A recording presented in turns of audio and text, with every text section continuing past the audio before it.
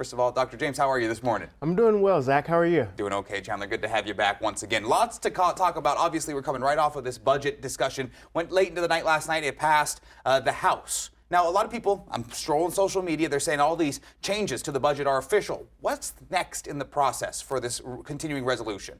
So this process occurs when the budget reconciliation process occurs when government is trying to pass their budget. And it's different than the typical legislative process in the sense that there are less stringent majority requirements coming out of the Senate in terms of passing the 60-vote threshold. So you can pass a budget through budget reconciliation with a 51 vote majority as opposed to 60, which is typical for Senate ones. However, there are some constraints with the budget reconciliation process in terms of what types of things can be included in legislation of this kind. And so the next step for this particular bill is to go to the Senate. The issue is that both bills, the Senate and the House bill, need to be the same.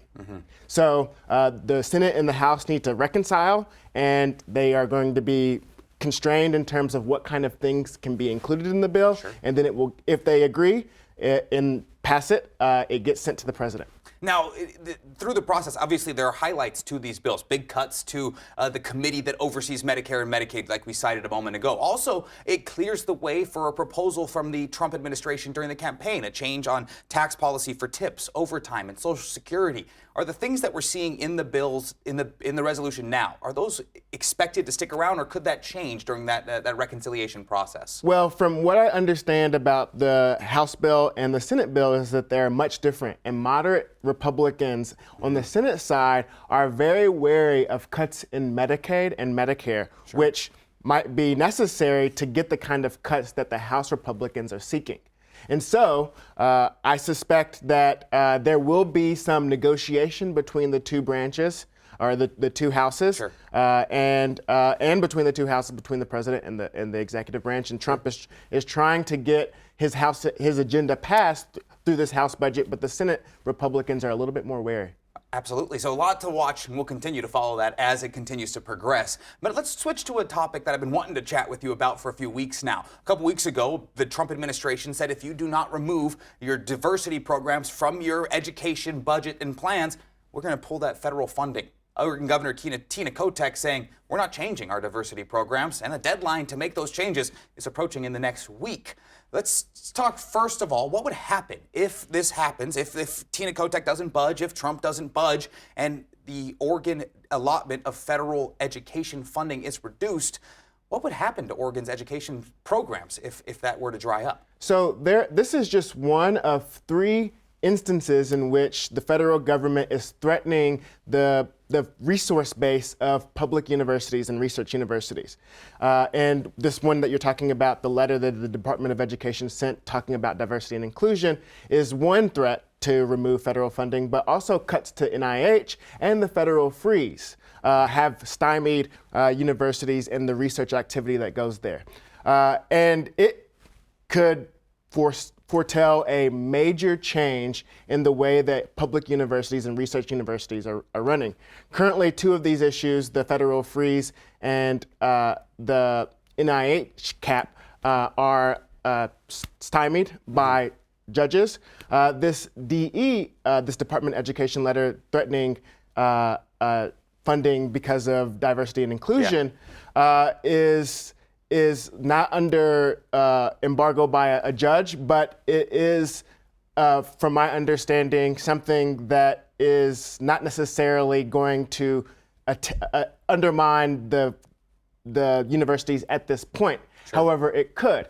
And if it does, it could be a major issue for universities who rely on federal funding for operations. And that could mean cuts in research, cuts in student support, and ultimately major reductions in the scale of the university until they're able to respond in such a way as to build that finance or resource base outside of the federal government. Now, we talked a bit ago about, I don't remember if it was with you or another guest I had on, about the tariffs situation about a month ago. Do you think that this is something that the Trump administration will go through with, or do you think there's a little bit of a game of chicken being played between Mr. Trump and Governor Kotek at this point? Do you think that maybe one will budge before the other? I mean, I think it's certainly a part of a negotiation tactic, but more so I think it's about the politics. The Trump administration is very opposed to diversity, equity, and inclusion, but that's something that has been elevated as a set of values here in states like Oregon.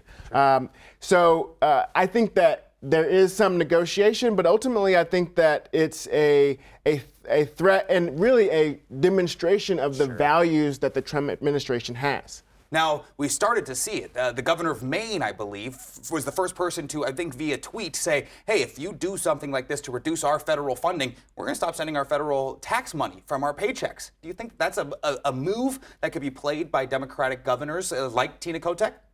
I think that there is a long history of state resistance to federal government in this country, and we see this over the course of many generations in various forms.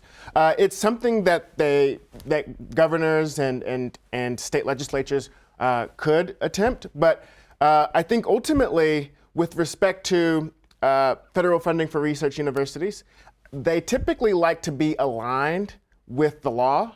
And so we saw, with respect to changes in terms of how universities do college sports, with respect to how they treat transgender individuals, the NCAA complied immediately. Getting out of lockstep with the government and threatening federal funds is something that many universities want to avoid, because that uncertainty wreaks havoc on people who are trying to do research that have 2-year timelines or 5-year timelines or even 10-year timelines. So maybe make a sacrifice here to ensure the consistency that you've been experiencing at the university for all these years. Right. Well, Dr. James, right on cue. It's almost like you have an earpiece. We are right on time. Thank you so much for joining us this morning. We'll see you back here next week. Thank you for having me. My pleasure as always.